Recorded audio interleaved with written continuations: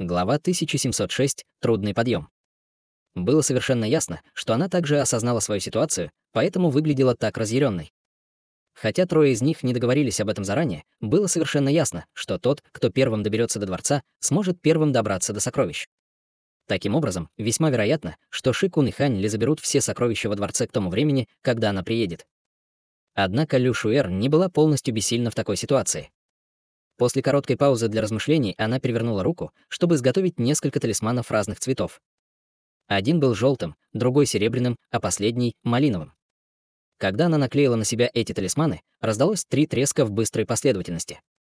3 световых шара разного цвета вырвались из талисманов и мгновенно растворились в ее теле. Сразу после этого желтый, серебристый и красный духовный свет возник вокруг ее тела, высвободив при этом поразительное духовное давление. Оказалось, что все эти 3 талисмана были способны улучшить физическое тело, и, применив их к себе, Лю Шуэр продолжила взбираться по ступеням без дальнейших задержек. Хань Ли был свидетелем этого сверху, но никак не отреагировал. Талисманы-помощники были очень интересными, но они были почти бесполезны для таких высокоранговых культиваторов, как они. Культиваторы, которые сосредоточились на развитии своей магической силы, естественно, не были заинтересованы в талисманах, которые могут улучшить их физические тела, и они также не стали бы использовать такие талисманы в битве.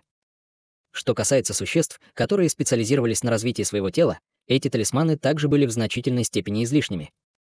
В конце концов, культиваторы, закаливающие свое тело, уже задействовали большую часть скрытого потенциала своего физического тела, поэтому талисманы такой природы не могли обеспечить значительных улучшений.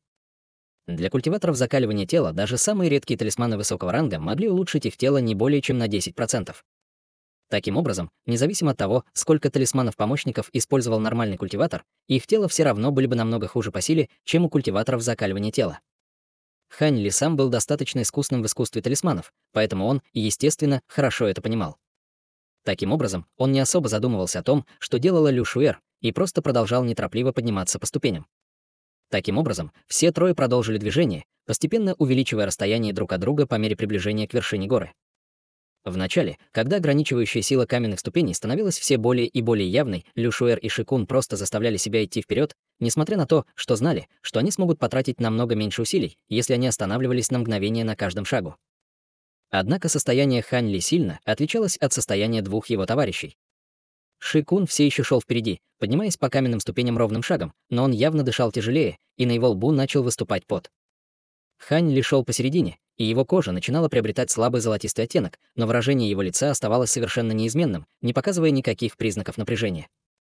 Слой белого света на лице Лю Шуэр не позволял никому уловить выражение ее лица, но она замедлилась с заметной скоростью. После того, как она поднялась примерно на треть лестницы, ее тело содрогалось с каждым последующим шагом, и трехцветный духовный свет вокруг нее также беспорядочно колебался по яркости, выглядя так, как будто они могли погаснуть в любой момент. Было совершенно ясно, что даже с улучшением ее талисманов она не сможет продержаться долго. Лю Шуэр сама прекрасно знала об этом, и в ее глазах уже появилось покорное выражение. Сделав еще 300 шагов, она вздохнула и, наконец, остановилась. Хань Ли не обернулся, чтобы посмотреть на нее, но он мог обнаружить это с помощью своего духовного чутья. Выражение его лица слегка изменилось в ответ, но он не собирался останавливаться. После этого Ши Кун и Хань Ли продолжили подниматься более чем на 1000 ступенек, после чего они, наконец, достигли середины всей горной тропы. Пот уже струился по лицу Ши Куна, и с каждым последующим шагом, который он делал, земля под ним слегка дрожала, в то время как желтый свет вокруг его тела беспорядочно вспыхивал, явно указывая на то, что это становится для него довольно трудным. На протяжении всего этого процесса он также использовал свое духовное чутье, чтобы проверять Хань Ли. В этот момент, не считая того факта, что золотой свет вокруг его тела светился ярче, чем раньше, его выражение лица и темп оставались полностью идентичными тому, когда он впервые ступил на этот путь, как будто на него совершенно не влияли ограничения под ногами. Ши Кун был очень ошеломлен, увидев это, и ему стало приходить в голову, что Хань Ли, скорее всего, также является высокоранговым культиватором закаливания тела, и что его тело может быть даже более мощным, чем его собственное. Немного отдохнув, Лю Шуэр приняла несколько таблеток, чтобы восполнить свою энергию, и продолжила движение. Ши Кун отчаянно пытался сохранить свое преимущество, но чувствовал, что его ноги становятся все тяжелее и тяжелее. Даже суставы в его теле скрипели и стонали, что явно указывало на то, что он испытывал огромную физическую нагрузку. Таким образом, Ши Кун начал значительно замедляться, в то время как Хань Ли сохранял ровный темп. Примерно через 10 минут Хань Ли наконец смог его догнать. Он повернулся к обильно вспотевшему Шикуну и, слегка улыбнувшись ему, прошел мимо, совершенно не замедлившись. Сделав еще несколько шагов, Хань Ли смог легко преодолеть разрыв между собой и Шикуном. Шикун стиснул зубы, увидев это, и, наконец, остановился, глядя на профиль Хань Ли с нерешительным выражением лица. Таким образом, Хань Ли поднялся еще на 100 шагов, не потеряв при этом скорости, и выражение лица Шикуна в этот момент значительно потемнело. Он взглянул на пурпурный дворец на горе, а затем использовал свое духовное чутье, чтобы осмотреть Лю Шуэр, который медленно догоняла его, и он резко перевернул руку, чтобы достать маленький малиновый флакон. Весь флакон был яркого полупрозрачного красного цвета, а на его поверхность было наклеено несколько миниатюрных талисманов длиной в дюйм, придававших ему довольно загадочный вид. Шикун выдохнул в сторону флакона в руке, извергнув вспышку желтого света, которая удалила талисманы, наклеенные на флакон. Сразу раздался глухой удар, и талисманы растворились в воздухе, как шары пламени разных цветов. Как только талисманы были сняты, крышка флакона сразу же отлетела сама по себе. Затем изнутри вырвалась полоска малинового света, и в этой полоске света можно было увидеть малиновую таблетку. Шикун был подготовлен к этому заранее, и он немедленно вдохнул изо всех сил, создав импульс всасывающей силы, который втянул таблетку ему в рот, а затем в горло и в желудок. Таблетка растворилась почти мгновенно, образовав палящий жар, который переместился прямо в его дантян и меридианы. Несмотря на то, что Хань Ли быстро продвигался вперед, он, естественно, заметил, что делал Шикун, и его сердце слегка задрожало в ответ. После приема таблетки на лице Шикуна появился неестественный румянец, после чего остальная его серая кожа также стала красной, как кровь. В то же время все его тело начало излучать палящий жар, как печь, и желтый духовный свет вокруг него также был окрашен оттенками красного. Сразу после этого он издал тихий крик, и толстые вены внезапно начали выступать на его лбу, а его шея утолщилась более чем в 2 раза. Затем его тело резко увеличилось до 40 футов в высоту. После резкого увеличения в размерах Шикун без колебаний шагнул вперед, сделав 2 шага за 1. Таким образом, Шикун двигался немного быстрее, чем когда он только начал подниматься по горной тропе, и он медленно сокращал разрыв между собой и Хань Ли. Выражение лица Хань Ли немного изменилось, увидев это. Шикун явно использовал какую-то секретную технику, которая наносила вред его телу в обмен на временное резкое увеличение силы. В противном случае он бы не ждал так долго, прежде чем использовать этот метод. Помня об этом, Хань Ли сразу же глубоко вздохнул и сделал печать заклинания одной рукой. Золотой свет вокруг его тела мгновенно стал значительно ярче, и его кожу покрыли золотые чешуйки. После этого Хань Ли положил руку себе на затылок, после чего из-за его спины вырвалась вспышка золотого света, образовавшая золотую проекцию с 3 головами и 6 руками. Как только золотая проекция появилась, она спустилась к Хань Ли, растворившись в его теле во вспышке золотого света. Внезапно вокруг тела Хань Ли появился слегка размытый доспех, созданный из золотого света. В результате Хань Ли смог еще больше ускориться, сохранив тем самым преимущество над Шикуном. Шикун и Лю Шуэр были, естественно, ошеломлены, увидев это. Оба они вытащили все остановки и едва могли поддерживать текущую скорость. Однако после того, как этот золотой доспех появился на теле Хань Ли, он смог взбираться по ступеням с невероятной скоростью. Он не буквально взбирался по ступенькам, но казалось, что он легко дрейфует от шага к шагу, совершенно не будучи затронутым ограничением. Увидев это, Шикун почувствовал острую необходимость, но он мог только наблюдать, как Хань Ли продолжал увеличивать разрыв между ними. Через некоторое время Хань Ли увеличил отрыв от Шикуна почти до 500 шагов. К этому моменту Шикун больше не мог поддерживать свою текущую скорость и был вынужден снова замедлиться.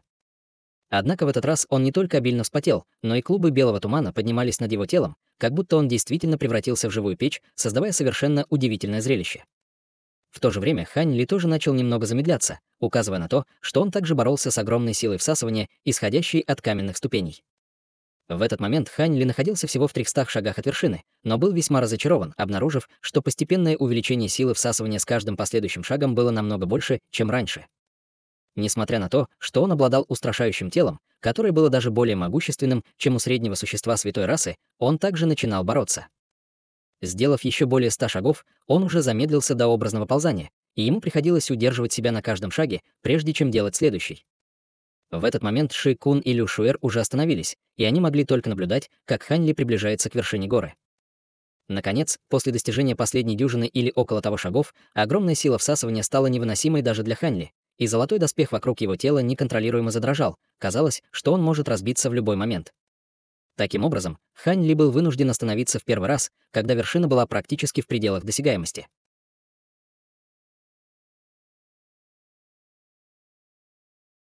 Глава 1707. Новая способность. Только после того, как сила всасывания от текущего шуга была ослаблена до определенной степени, он сделал еще один шаг, а затем, сделав паузу, снова продолжил движение. Таким образом, последняя дюжина или около того шагов заняла у Хань Ли около 10 минут для подготовки. Как только он ступил на вершину горы, всасывающая сила каменных ступеней полностью исчезла, и его тело стало легким, как перышко, заставляя его чувствовать, что он может летать, даже не используя никакой магической силы. После вздоха облегчения расплывчатый золотой доспех вокруг его тела исчез в мгновение ока. Он повернулся и обнаружил, что Шикун все еще был в нескольких сотнях шагов от него, глядя на Хань Ли с удрученным выражением лица и тяжело дыша. Лю Шуэр все еще была на расстоянии более 2000 шагов, и с точки зрения Хань Ли она была лишь маленькой черной точкой вдалеке. И единственным утешением для них было то, что, хотя Хань Ли первым поднялся по каменным ступеням, Фиолетовый дворец был чрезвычайно массивным и потенциально содержал некоторые сильные ограничения, поэтому им не нужно было беспокоиться о том, что он заберет туда все сокровища. Слабая улыбка появилась на лице Хань Ли, когда он повернулся и взглянул на Фиолетовый дворец. В нескольких сотнях футов от него стояли массивные ворота высотой более 200 футов. Ворота были плотно закрыты, а на их поверхность врезалось несколько десятков крупных камней разного цвета. Вокруг этих камней была серия сложных узоров, и казалось, что камни были размещены в определенной последовательности. Бросив внимательный взгляд на ворота дворца, он был потрясен, обнаружив, что все камни размером с кулак, встроенные в ворота дворца, были высокоранговыми духовными камнями, которые явно были даже чище, чем высокоранговые духовные камни в мире духов. Хань Ли удивленно прищелкнул языком, переведя взгляд на фиолетовую стену рядом с воротами. Стены были построены из неизвестного материала, и их высота составляла 50 футов. Однако они испускали странный свет, и на их поверхности были вырезаны серебряные руны разных размеров. Хань Ли сразу смог идентифицировать эти руны как скошенный серебряный текст. Значит, это место действительно построил истинный бессмертный. Хань Ли снаружи казался довольно спокойным, но в его глазах было горячее воодушевление, оценивая дворец. Он обладал несколькими необыкновенными сокровищами и сталкивался со всеми видами чудесных возможностей во время своего пути культивации, но мысль о возможности исследовать дворец, оставленный истинным бессмертным, все еще наполняла его неудержимым волнением. Неудивительно, что Цай Люин и Дуань Тиньжэнь были убеждены, что там есть таблетки, которые могут помочь им преодолеть узкие места их святой расы. Учитывая, насколько невероятно могущественными были истинные бессмертные, для них, естественно, было несложной задачей изготавливать таблетки, которые могли бы быть чрезвычайно полезными для существ низшего царства. Хань Ли глубоко вздохнул, чтобы успокоиться, а затем снова взглянул на пурпурные стены дворца. Внезапно он поднял руку и указал пальцем вверх, и с раскатом грома оттуда вырвалась дуга золотой молнии и устремилась в воздух над стенами дворца. Сразу же развернулся своеобразный поворот событий. Казалось, что над стенами дворца не было ничего, кроме пустоты, но как только золотая дуга молнии ударила в пустое пространство, внезапно раздался взрыв восхитительной небесной музыки, после чего вспыхнул пурпурный свет, а золотая молния исчезла, как замок из песка во время прилива. Хань Ли слегка нахмурился, увидев это, и даже после того, как он сразу активировал свои глаза духовного прозрения, он все еще не мог определить, что такого особенного в этом пурпурном свете. Затем он попытался использовать свое духовное чутье, чтобы оценить ситуацию, но, как только оно достигло стен дворца, оно было отражено взрывом невидимой силы, тем самым сделав невозможным обнаружение того, что лежало в этих стенах. Слегка вздохнув, Хань Ли отказался от попыток пересечь стены дворца и снова взглянул на ворота. По сравнению с таинственным ограничением на стенах дворца, попытка проникнуть через ворота была явно более безопасным вариантом. Однако, хотя он не мог почувствовать ничего странного, просто взглянув на ворота дворца, он, естественно, не собирался пытаться открыть их самостоятельно. После короткой паузы Хань Ли похлопал по браслету для хранения на своем запястье, и шар лазурного света тут же вылетел изнутри и с тяжелым стуком упал на землю. Это была гигантская марионеточная обезьяна высотой около 20 футов, которая разбилась о землю, явно пострадав от ограничения полета. Увидев это, Хань Ли приподнял бровь, а затем сделал печать заклинания рукой и небрежно указал на марионетку. По его велению гигантская марионеточная обезьяна медленно поднялась, а затем бесстрастно развернулась и направилась к воротам дворца. Тем временем Хань Ли остановился на месте, пристально глядя на марионетку прищуренными глазами. Подойдя к воротам дворца, гигантская обезьяна без колебаний подняла руки и прижала их к массивным воротам. Лазурный свет беспорядочно вспыхивал вокруг тела марионетки, после чего ворота медленно открывались. Хань Ли был очень удивлен, увидев это, и одновременно с этим пришел в восторг, но также и в недоумение. Разве ворота дворца могли открыться так легко? Имея это в виду, он насильственно подавил смятение и нетерпение в своем сердце, а затем он поспешно бросил взгляд за вход. Таким образом, он был встречен видом площади, которая была полностью вымощена лазурной плиткой и ограждена полупрозрачными структурами из белого нефрита. На другом конце площади находился высокий главный дворец, тоже пурпурного цвета. Издалека Хань Ли также мог видеть, что рядом с главным дворцом было еще 3 боковых дворца, каждый из которых был лишь около треть размера главного дворца. Эти боковые дворцы располагались в форме треугольника с главным дворцом в центре. Кроме того, за главным дворцом стояли невысокие здания и павильоны, и это место, казалось, занимало довольно обширную территорию. После недолгого колебания он передал марионетке инструкцию, используя свое духовное чутье, после чего она вошла во дворец через главные ворота. Хань Ли также медленно последовал за ней. Через некоторое время он оказался на другой стороне городских ворот и быстро добрался до одного угла площади. Площадь казалась размером 5000 футов, и гигантская марионеточная обезьяна продолжала двигаться вперед по велению Хань Ли, готовясь пройти прямо через площадь по пути к главному дворцу впереди. Хань Ли продолжал следовать за марионеткой, сохраняя расстояние около 200 футов от нее на случай непредвиденных происшествий. Однако вскоре на лице Хань Ли появилось странное выражение. Это была всего лишь площадь размером в несколько тысяч футов, но даже после столь долгой прогулки марионетка все еще не добралась до центра площади. Это иллюзорная формация. Глаза Хань Ли сузились, и он приказал марионетке остановиться, а затем повернулся и посмотрел ей за спину. В его представлении он уже прошел 3000 футов, но, похоже, он находился всего лишь на расстоянии чуть более 100 футов от угла площади, с которой он стартовал. Хань Ли был слегка встревожен, увидев это, и синий свет сразу же вспыхнул в его глазах, и он окинул взглядом всю площадь. Однако даже после того, как он применил свои духовные глаза, он не смог обнаружить ничего неправильного. Выражение лица Хань Ли немного изменилось, увидев это. Это был первый раз, когда его способность духовных глаз не могла видеть сквозь иллюзорную формацию, но, принимая во внимание тот факт, что это ограничение, скорее всего, было установлено истинным бессмертным, в этом не было ничего удивительного. Даже в этом случае Хань Ли не собирался сдаваться просто так. Сделав глубокий вдох, он начал циркулировать всю магическую силу внутри своего тела, а затем направил ее на свою глобель. Шар черной ци немедленно материализовался перед его глобелью, после чего в мгновение Ика появился третий демонический глаз.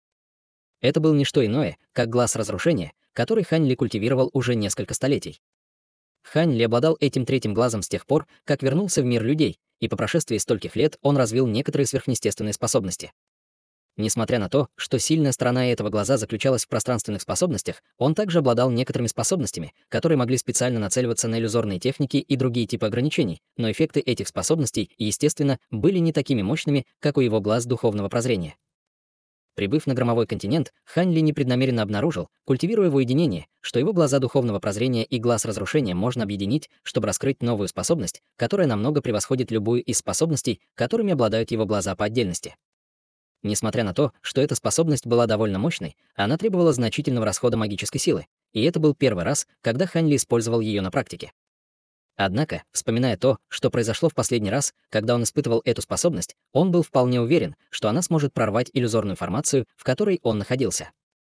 Таким образом, он немедленно начал что-то повторять, и синий свет в его глазах постепенно становился все более и более выраженным. В то же время черный свет начал кружиться в его глазе разрушения, создавая впечатление, будто на его лбу застрял мерцающий черный драгоценный камень. Внезапно 2 полосы синего света и столб черного света вырвались из его 3 духовных глаз в унисон, и они объединились, формируя черный и синий шар света. Это был полупрозрачный шар света размером с кулак с синей внешней стороной и черным центром, из-за чего он выглядел как огромное глазное яблоко. Обмен. Хань Ли тут же провел рукавом в сторону светового шара, и изнутри вырвалась вспышка лазурного света, которая во мгновение Эке растворилась в световом шаре.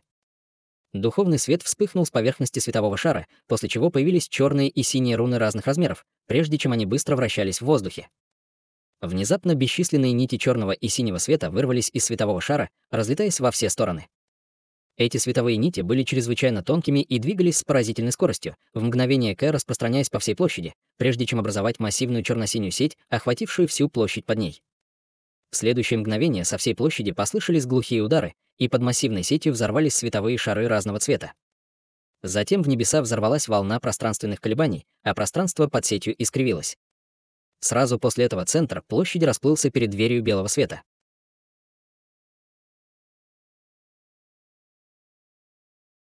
Глава 1708. Пурпурная молния. Выражение лица Хань Ли немного изменилось, увидев это, и он тут же исчез в виде размытой тени. В следующее мгновение он снова появился прямо перед дверью света, прежде чем раствориться в ней. Гигантская марионеточная обезьяна тоже поспешно последовала за ним. Почти как только марионетка вошла в дверь света, черно-синий шар света, парящий в воздухе, внезапно взорвался. Гигантская сеть, охватившая всю площадь, также разлетелась без всякого предупреждения и рассеялась в виде пятнышек духовного света. В следующее мгновение белый свет беспорядочно вспыхнул от двери света, и окружающее пространство расплылось, прежде чем оно также исчезло. Таким образом, площади вернули свой первоначальный вид, но Хань Ли и гигантскую марионеточную обезьяну нигде не было видно, как будто они вообще никогда не заходили во дворец. Между тем, Ши Кун был всего в 100 шагах от вершины, и он уже мог мельком увидеть вход во дворец. Лю Шуэр была в нескольких сотнях шагов позади него, и они, казалось, успокоились теперь, когда Хань Ли уже вошел во дворец впереди них. Хань Ли снова открыл глаза и сразу же осмотрелся вокруг. Выйдя из двери света, он обнаружил, что находится прямо перед главным дворцом. Ворота главного дворца выглядели довольно приземленно, на их поверхности было выгравировано всего несколько простых узоров. Однако над воротами висела гигантская мемориальная доска, длина которой составляла 80 футов, и на ее поверхности было начертано несколько древних золотых знаков. Хань Ли сфокусировал взгляд на мемориальной доске, и его сердце слегка задрожало в ответ на то, что он увидел. Несмотря на то, что он не мог прочитать этот древний текст, он поразил его своим сходством со скошенным серебряным текстом, так что, скорее всего, это был текст с золотой печатью. К сожалению, в мире духов было очень мало существ, которые понимали текст золотой печати, поэтому он не мог узнать его нигде. В противном случае, возможно, он смог бы почерпнуть полезную информацию из этой мемориальной доски. Таким образом, Хань Ли бросил взгляд на ворота перед ним и дал обезьяне еще одно указание, используя свое духовное чутье. Марионетка немедленно шагнула вперед по его указанию, поднялась по лестнице, а затем прижалась руками к воротам главного дворца, чтобы попытаться толкнуть их, как это было с предыдущими дворцовыми воротами. Однако в этом случае все пошло не так гладко. Как только руки гигантской марионетки коснулись ворот, внезапно послышались раскаты грома. Сразу после этого из ворот вырвалась разрушительная аура, угрожавшая уничтожить небо и землю. Несмотря на то, что Хань Ли находился более чем в 100 футах от ворот, он все еще был весьма встревожен этим внезапным развитием событий и сразу же активировал вокруг своего тела голубую и белую одежду с молнией. Затем его верхняя часть тела повернулась, и, хотя нижняя часть тела оставалась полностью неподвижной, он каким-то образом смог соскользнуть в сторону призрачным образом. Почти в тот же момент от ворот главного дворца вспыхнула вспышка ослепительного пурпурного света. Затем с его поверхности вырвались дуги пурпурных молний, выбросив несколько десятков пурпурных молний. Эта пурпурная молния мгновенно окутала марионеточную обезьяну и мгновенно превратилась в ничто. Однако дуги пурпурных молний совершенно не собирались останавливаться. Уничтожив марионетку гигантской обезьяны, они изменили направление и устремились прямо к Хань Ли, как будто у них был собственный разум. Выражение лица Хань Ли резко изменилось, увидев это. Если бы не было ограничений на полеты, он, естественно, смог бы уклоняться от этой молнии. Однако, видя, что он не мог подняться в воздух, у него не было возможности уклониться от этой атаки, каким бы проворным он ни был. В этой ужасной ситуации Хань Ли поспешно поднял руку, вызвав небольшой кристаллический щит. Затем маленький щит расширился до 10 футов в размере во время вспышки духовного света, после чего из тела Хань Ли вырвался поток черной ци. Под слоем лазурных и белых молний вокруг его тела быстро появился дьявольский доспех зловещего вида, и это был не что иное, как отремонтированные дьявольские доспехи. Сверкнула пурпурная молния, и все пурпурные змеи с огромной силой ударили в гигантский щит. Этот кристаллический щит был способен отражать атаки, основанные на молнии, и много раз спасал жизнь Хань Ли. Однако на этот раз ситуация оказалась совершенно иной. Эти пурпурные дуги молнии явно отличались от обычных молний, поскольку гигантский кристаллический щит был способен преломлять только около трети дуг молний, в то время как большая часть обстрела продолжала двигаться дальше, поражая щит. Вспыхнула пурпурная молния, и гигантский щит сразу же затопила ужасающая палящая аура. Затем последовала невероятная сцена. Кристаллический щит быстро начал таять перед дугами пурпурных молний и превратился в лужу полупрозрачной жидкости, стекая на землю внизу. Хань Ли был очень ошеломлен, увидев это, и тут же сделал ручную печать, на которой молния вокруг его тела взорвалась лазурно-белой сетью молний, переплетавшейся с пурпурной молнией. Дуги молнии, образованные молнией, возникли из молнии трибуляции, которую собрал Хань Ли, поэтому они, естественно, были намного более мощными, чем обычные молнии. Однако им было не сравниться с дугами пурпурных молний. Как только эти двое столкнулись, лазурная и белая дуги молнии мгновенно сжались и исчезли, как будто их поглотили дуги пурпурной молнии, тем самым подпитывая пурпурных змей, а не сводя на нет их силы. Лицо Хань Ли побледнело, увидев это, и он поспешно взметнул оба рукава в воздух, с раскатом грома выпустив толстые золотые молнии. Однако было уже слишком поздно, и пурпурные змеи внезапно объединились, формируя несколько разрядов пурпурных молний с диаметром, сопоставимым с диаметром больших чаш, злобно поразив небесные дьявольские доспехи Хань Ли. С оглушительным грохотом Хань Ли отшатнулся, а все его тело охватила золотая молния. Он немедленно издал низкий крик ярости, и его дьявольские доспехи увеличились в размерах, а узоры на его поверхности словно ожили, образуя бесчисленные черные руны, которые столкнулись с дугами пурпурных молний. Вопреки своему внешнему виду, эти мирские руны были чрезвычайно мощными, и как только они столкнулись с дугами пурпурной молнии, обе взорвались порывами палящего черного и пурпурного ветра, которые в безумии кружились вокруг Хань Ли. Когда Хань Ли, наконец, сумел остановить свой импульс и стабилизироваться, не только исчезли пурпурные дуги освещения, но и внезапно исчезли порывы палящего ветра вокруг него. Хань Ли тяжело вздохнул с облегчением и посмотрел на свои небесные дьявольские доспехи с легким страхом в глазах. Эта внезапная атака не смогла бы убить его, но без этих доспехов он бы не смог избежать травм. Несмотря на то, что ему удалось пережить это испытание невредимым, он все еще оставался в довольно растрепанном состоянии. Хань Ли тяжело вздохнул, глядя на лужу полупрозрачной жидкости на земле с задумчивым выражением лица. Кристаллический щит явно был полностью разрушен, поэтому у него не было возможности восстановить его. После этого Хань Ли спокойно посмотрел на ворота главного дворца, и в его глазах появилось нерешительное выражение. Столь мощное ограничение, которое было наложено на эти ворота, ясно указывало на то, что там должны быть сокровища, которые истинно бессмертный владелец этого места очень высоко ценил. Даже если бы он смог нарушить такое устрашающее ограничение, это определенно заняло бы у него много времени, и если бы Ши Кун и Лю Шуэр добрались сюда в течение этого времени, все его усилия потенциально могли бы принести им пользу. Таким образом, ему просто не стоило упорствовать в этом главном дворце. Приняв решение, Хань Ли немедленно отвернулся, не колеблясь, и зашагал по ближайшей тропинке к ближайшему боковому дворцу. Даже если бы ограничения были наложены и на эти боковые дворцы, они определенно не были бы такими устрашающими, как на главный дворец, так что был хороший шанс, что он сможет их сломать за короткое время. Приближаясь к боковому дворцу, он провел рукавом по воздуху, и шар лазурного света вылетел изнутри, и он призвал другую гигантскую марионеточную обезьяну. Усвоив урок из прошлого раза, Хань Ли призвал эту марионетку очень близко к земле, чтобы ограничение полета не сильно повлияло на нее. Таким образом, вторая марионетка совершила плавную посадку и, миновав Хань Ли, устремилась к боковому дворцу. Хань Ли бесстрастно проследовал за ним, и больше никаких неприятностей по пути не произошло, поскольку они вдвоем благополучно прибыли к боковому дворцу. Если не считать того факта, что этот боковой дворец был только около трети размера главного дворца, они были полностью идентичны по внешнему виду. Это просто казалось уменьшенной версией главного дворца, и над воротами также была табличка с текстом золотой печати.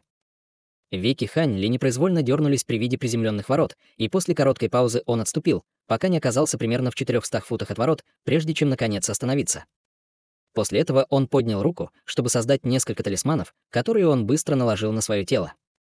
Несколько слоев защитного духовного света разных цветов мгновенно появлялись одна за другой.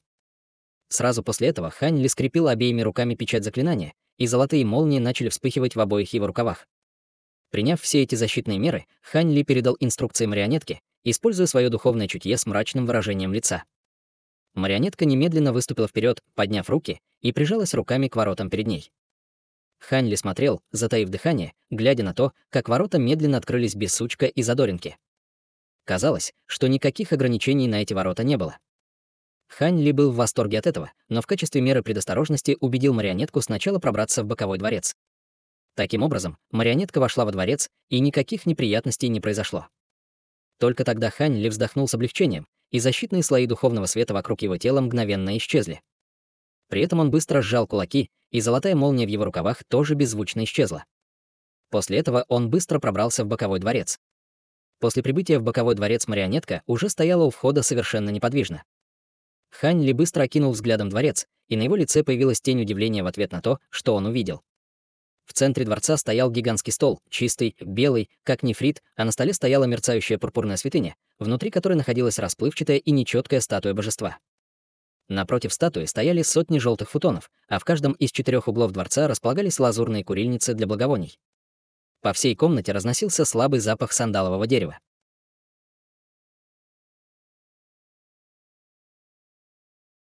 Глава 1709. Циновки, благовония и статуя бога. Место оказалось буддийским храмом. Площадь была немаленькой. С обеих сторон были даже небольшие ворота, каждая из которых вел в отдельную зону. Хан Ли быстро окинул взглядом большой холл и в конце концов увидел 2 ряда деревянных шкафов. Деревянные шкафы были белыми, как снег, и из них вытекали нити ледяной ци. Они были сделаны из снежного дерева, известного во всем мире духов. Дерево было идеальным материалом для обработки ледяных сокровищ, но здесь оно использовалось в качестве материала для обычного шкафа. Это было настолько экстравагантно, что Хань Ли потерял дар речи. Поверх шкафов лежала дюжина разноцветных инструментов. Издалека он мог видеть скипетры, чаши для подаяний, маленькие колокольчики и другие предметы. Хань Ли прищурился, и его духовное чутье пронеслись мимо предметов. После короткого мгновения шока на его лице светился восторг. Инструменты обладали удивительной духовной ци, каждый из которых представлял собой высокоранговое незаконченное сокровище. Если бы первоначальный мастер полностью их усовершенствовал, они, по крайней мере, считались бы обычными духовными сокровищами, если бы не божественными духовными сокровищами. Что еще более важно, по внешнему виду сокровищ он знал, что это непонятные сокровища экстраординарных способностей. Даже если бы он приложил все усилия, чтобы по-настоящему их полностью очистить, их эффективность все равно была бы такой же мощной, как сокровища, очищенные их первоначальным хозяином. В этом случае они могли считаться высокоранговыми сокровищами мира духов. Хань Ли потряс рукавом, и внезапно волна лазурного тумана вылетела и прокатилась по местности, унося все сокровища до последнего. Получив так много могущественных сокровищ, Хань Ли почувствовал себя счастливым. Еще раз оглянувшись, он медленно опустил голову и несколько раз посмотрел на одну из циновок. Внезапно он вскрикнул, словно что-то обнаружил. Он немедленно ударил рукой по земле. Вжух! Коврик бесшумно влетел в его руки. Он не только обнаружил, что он был текучим, как вода, но и почувствовал, как волна духовной ци внезапно прошла мимо него. Глаза Хань Ли сверкнули. Коврик явно был сделан из какой-то духовной травы. Он просуществовал неизвестное количество лет, но все еще был наполнен духовной ци. Выражение его лица зашевелилось, как будто он что-то обнаружил. Внезапно он подложил циновку себе под нос и принюхался, уловив легкий рыбный запах. Лицо Хань Ли изменилось, и он щелкнул другой рукой. В лазурной вспышке в его руке появился метровый меч. Он швырнул его на циновку и потряс своим запястьем, рубя его полоской светового меча. Произошла удивительная сцена. Световой меча с непреодолимой силой рассек коврик и вошел на несколько дюймов глубиной, а затем отклонился. Желтый свет пробежал по поверхности света и восстановил нанесенный мечом урон. Сама трава заблокировала удар лазурного бамбукового меча. Хань Ли перевернул циновку несколько раз и пробормотал: «Это должно быть легендарная трава для тканевых доспехов. Это поистине фантастический предмет. Трава сама по себе способна блокировать удары магических сокровищ типа клинков. И если превратить ее в броню, это будет защита высшего класса. Жаль, что она очень уязвима для атак огня. Это поистине резиденция бессмертных. Они использовали такой чрезвычайно важный материал». Поскольку он обнаружил ценность циновки, он, естественно, не стал оставлять ее там. Он быстро вытянул из рукава черную, как смоль, ладонь и небрежно схватился за землю. Вскоре по нему прокатилась серая волна света. Когда мерцал серый свет, сотни циновок бесшумно исчезли с земли, очистив весь зал.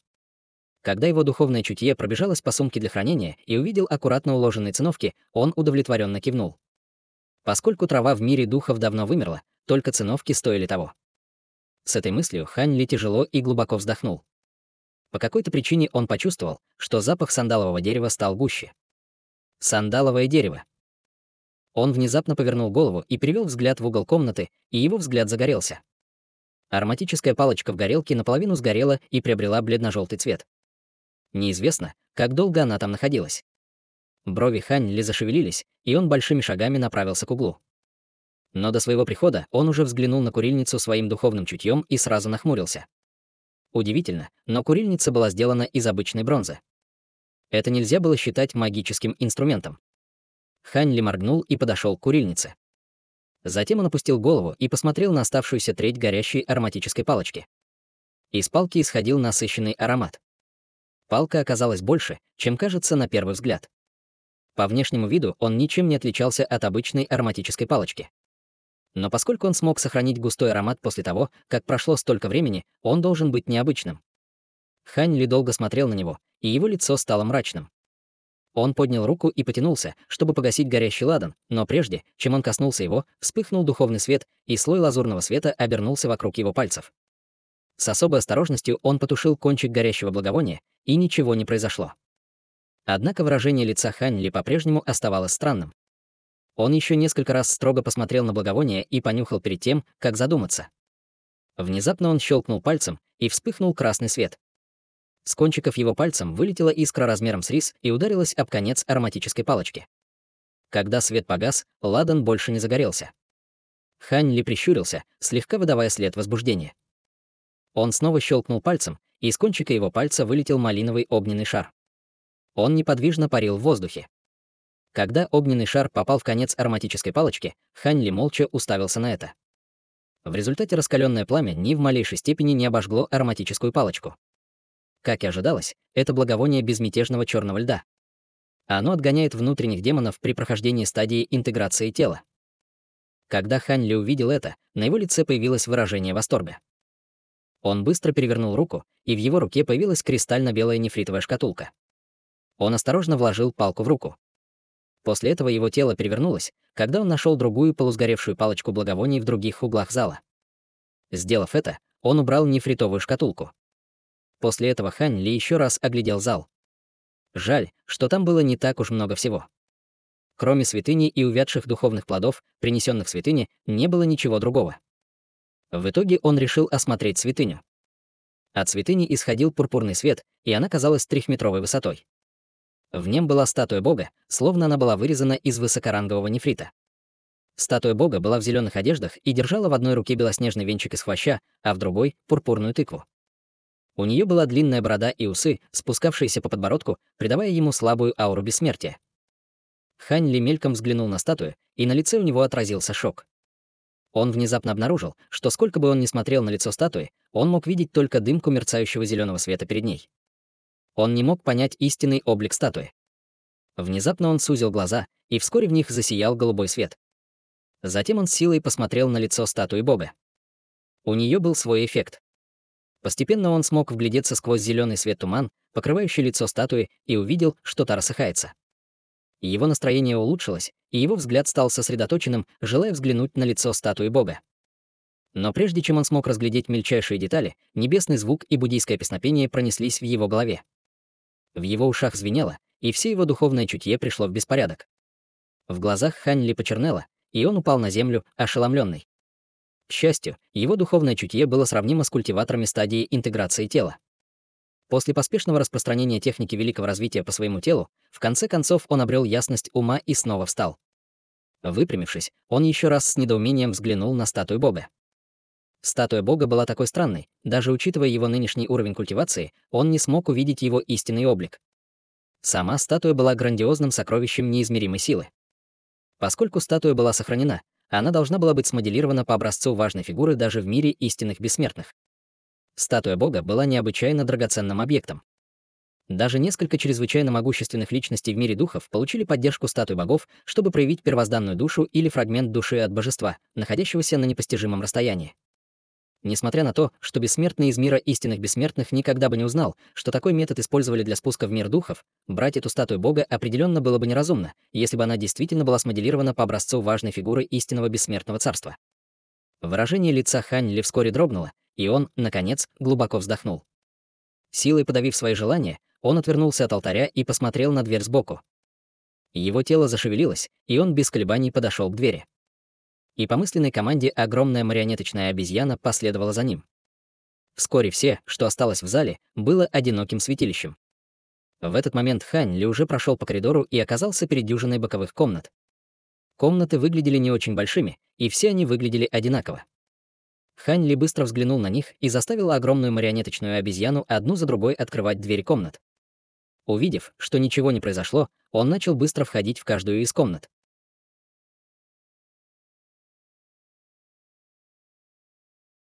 Глава 1710. Золотой меч. Интерьер был очень простым. Небольшая дверь разделяла прямоугольную комнату на две части. Внешняя часть была больше из двух, и это явно был гостевой зал, совершенно пустой, если не считать простого стола и нескольких стульев, а также чайного сервиза. Хань Ли осмотрел своим духовным чутьем эти предметы и обнаружил, что все материалы, из которых они изготовлены, были весьма ценными, но совершенно бесполезными для него. Таким образом, он продолжил идти вперед без остановки, войдя во внутреннюю часть, которая, казалось, была спальней. В этой комнате было немного больше предметов. Помимо бледно-зеленой нефритовой кровати, был также прямоугольный стол, на котором были поставлены несколько кистей, бледно-красный чернильный камень и стопка тонких снежно-белых шелковых свертков. Хань Ли приподнял бровь и подошел к столу. Он взял кисти для письма и чернильный камень и, осмотрев их, покачал головой, а затем вернул на место. После этого он протянул руку и взял тонкие шелковые свертки, осторожно развернул их и обнаружил, что они были совершенно пустыми и лишенными каких-либо надписей. Выражение лица Хань Ли не изменилось, увидев это. Он положил шелковые свертки обратно на их первоначальное место, затем снова тщательно прошел со своим духовным чутьем по всей комнате, чтобы убедиться, что ничего не упустил, а затем сразу же ушел. Это явно было жилое помещение для ученика, поэтому он не очень надеялся, что все равно откроет здесь что-нибудь полезное. Таким образом, он, естественно, не собирался задерживаться здесь надолго.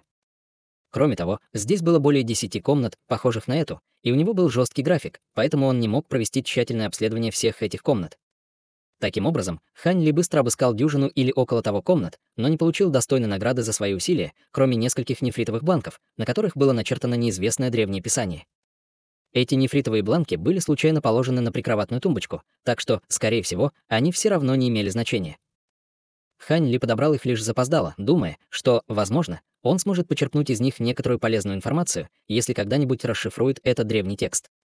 В конце концов, ему было очень любопытно все в мире истинных бессмертных. Он вернулся в главный зал со своей марионеткой, а затем сразу же прошел через боковую дверь на другой стене. Пройдя через другой проход, Хань Ли обнаружил, что стоит перед очередным аккуратным рядом кают. Эти каюты полностью отличались от комнат, которые он только что посетил. Каждая каюта была квадратной и угловатой формы с маленькой дверью и без окон. Кроме того, все комнаты были полностью независимы друг от друга, а расстояние между ними составляло более 100 футов. Что особенно привлекло внимание Хань Ли, так это то, что все поверхности этих комнат мерцали серебряным светом и были исчерчены слабыми серебряными рунами, которые были ничем иным, как скошенным серебряным текстом, с которым он теперь был очень хорошо знаком. Хань Ли некоторое время смотрел на эти комнаты, а затем убедился, что это были секретные комнаты, предназначенные специально для культивации. Для него это было весьма обнадеживающим открытием, поскольку вполне возможно, что в этих секретных комнатах могут быть вещи, оставленные людьми, которые культивировали в них в прошлом. Однако при виде серебряных рун на дверях комнат на его лице появилось немного серьезное выражение. Вообще говоря, ограничения и формации, которые были установлены в секретных комнатах, были такими, которые изолировали звук и не пропускали духовное чутье. Однако, учитывая ужасное испытание, которое он перенес у ворот главного дворца ранее, он, естественно, не собирался относиться к этому легкомысленно. В этом случае он не подгонял свою гигантскую марионеточную обезьяну, чтобы что-то проверить. Вместо этого он установил несколько слоев защиты над своим телом, а затем провел рукавом прямо к каменной двери одной из секретных комнат. Небольшой лазурный меч вырвался вперед, а затем превратился в лазурную полоску света длиной около 10 футов, которая злобно ударила в дверь. Он немедленно прибег к грубой силе, пытаясь прорваться через ограничения на двери. От двери исходил яркий серебряный свет, а из секретной комнаты раздался резкий звон. Серебристый свет казался вполне обычным, но он был в состоянии защитить его лазурных мечей. Как будто полоска меча Ци попала в водоем и совершенно не смогла пробиться сквозь серебряный свет, он мог только медленно истощить этот духовный свет. Тем не менее, Хань Ли почувствовал облегчение, увидев это. Как он и ожидал, ограничения на двери были для него не проблемой. Более того, они, скорее всего, были ограничениями очень низкого ранга в мире истинных бессмертных. Это имело смысл, учитывая, что это был ряд из дюжины или около того секретных комнат для культивации, выстроенных рядом друг с другом. Зачем кому-то вводить сильные ограничения на эту группу зданий? Имея это в виду, он отбросил все сомнения в сторону и активировал крошечную черную гору, которая была примерно в несколько дюймов высотой, а затем бросил ее вперед. Гора немедленно расширилась до 10 футов в размере на фоне вспышки черного света, а затем злобно осветила серебряный свет. Ограничение на двери явно не могло выдержать такого огромного удара, и чистый звон немедленно отключился, а серебряный свет мгновенно рассеялся. Вспыхнул лазурный свет, и каменная дверь была рассечена лазурным мечом Ци пополам, и две половины двери упали в обе стороны. Хань Ли спрятал свои сокровища и тут же быстро вошел в комнату. Тайная комната была размером всего 80 футов, а внутри было совершенно пусто, если не считать футона, который также был соткан из травы защитных доспехов. Таким образом, ему даже не нужно было использовать свое духовное чутье, чтобы что-то обнаружить. В результате он мог только тяжело вздохнуть и выйти из этой секретной комнаты, подняв футон. Однако таких секретных комнат в этом районе было не так много, поэтому он не был так разочарован. Он использовал тот же метод, чтобы пробивать одну каменную дверь за другой, входил в комнаты, каждый раз выходит оттуда с пустыми руками.